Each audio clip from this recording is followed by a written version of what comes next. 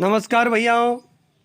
आज अपन कक्षा 8 में पाठ 2 जिसमें भूमि, जल, मृदा, प्राकृतिक वनस्पति और वन्य जीवन संसाधन के बारे में विस्तार से समझने का प्रयास करते हैं। सभी भैया ध्यानपूर्वक सुने और समझे।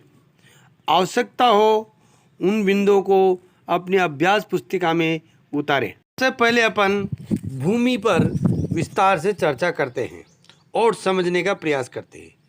सभी महत्वपूर्ण प्राकृतिक संसाधनों में भूमि भी शामिल है। भूपृष्ठ के कुल क्षेत्रफल का लगभग 30% भाग भूमि है। यही नहीं, इस थोड़े से प्रतिशत के भी सभी भाग आवास योग्य नहीं है। मुख्यतः भूमि और जलवायु के भिन्न भिन्न लक्षणों के कारण विश्व के विभिन्न भागों में जनसंख्या का वितरण असमान पाया जाता है। ऊबड़ खाबड़ वनस्पति, पर्वतों के तीव्र ढाल और जलाक्रांत संभावित निम्न क्षेत्र, मरुस्थल क्षेत्र एवं सघन वन क्षेत्र सामान्यतः विरल अपना निर्जन है।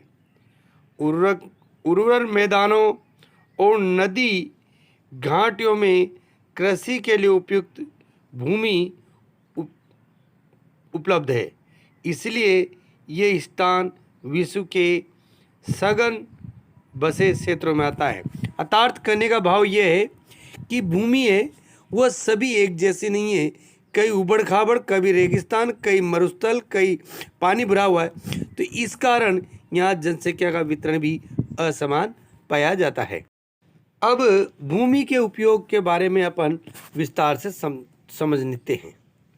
भूमि का उपयोग विभिन्न कार्यों के लिए किया जाता है, जैसे कृषि, वानिकी, खनन, सड़कों और उद्योगों की स्थापना।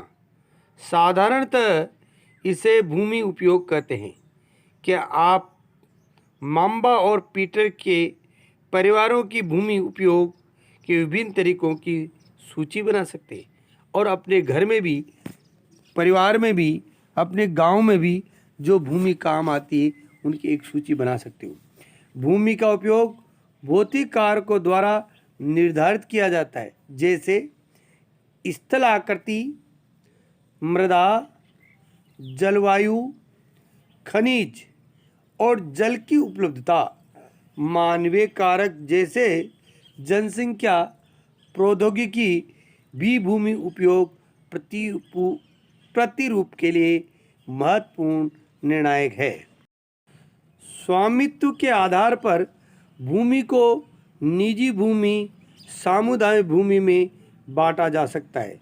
निजी भूमि व्यक्तियों के स्वामित्व में होती है, जबकि सामुदायिक भूमि समुदाय के स्वामित्व में होती है। सामान्य रूप से इनका उपयोग समुदाय से संबंधित व्यक्तियों के लिए किया जाता है, जैसे चारा उपयोग के लिए, फलों के लिए, नट और औषधीय बूटियों को एकत्रित करना। इस सामुदायिक भूमि को साझा संपत्ति संसाधन भी कहते हैं। जनसंख्या और उनकी मांग सदैव बढ़ती रहती है, लेकिन भूमि की उपलब्धता सीमित है। स्थान के अनुसार भूमि की गुणवत्ता में अंतर होता है। लोगों ने सामुदायिक भूमि पर व्यापारिक क्षेत्र बनाने, नगरीय क्षेत्रों पर घर बनाने और ग्रामीण क्षेत्रों में कृषि योग्य भूमि का विस्तार करने के लिए अनाधिकृत हस्तक्षेप करना शुरू कर दिया है। आज भूमि उपयोग प्रतिरूप में व्यापक परिवर्तन हमारे समाज में सांस्कृतिक परिवर्तनों को दर्शाते हैं वर्तमान में कृषि और निर्माण संबंधी गतिविधियों के प्रसार के कारण निम्नीकरण, भूस्खलन, मृदा अपरदन, मरुस्थलीकरण पर्यावरण के लिए मुख्य खतरा बना हुआ है।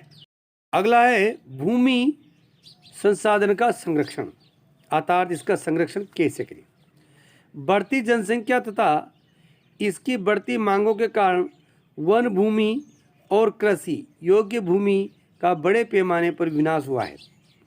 इससे इस प्राकृतिक संसाधन के समाप्त होने का डर पैदा हो गया है। इसलिए विनाश की वर्तमान दर को अवश्य ही रोकना चाहिए। वन रोपण, भूमि उद्धार, रासायनिक कीटनाशकों और उर्वरकों के विनियमित उपयोग तथा अतिचारण पर रोक आदि भूमि संरक्षण के लिए प्रयुक्त कुछ सामान्य तरीके हैं। अगला है मृदा। मृदा पृथ्वी के पृष्ठ पर दानेदार कणों के कारण आवरण की पतली परत मृदा कहलाती है। अर्थात पृथ्वी के ऊपर की जो छोटे छोटे बारीक कणों की परत है वो मृदा कहलाती है। इस भूमि से निकटता से जुड़ी हुई है। स्थल रूप मृदा के प्रकारों को निर्धारित करते हैं। मृदा का निर्माण चट्टानों से प्राप्त खनिजों और जैव पदार्थों। इस प्रकार अपन इस पाठ को अच्छी तरह से बार बार सुनकर समझ सकते हैं।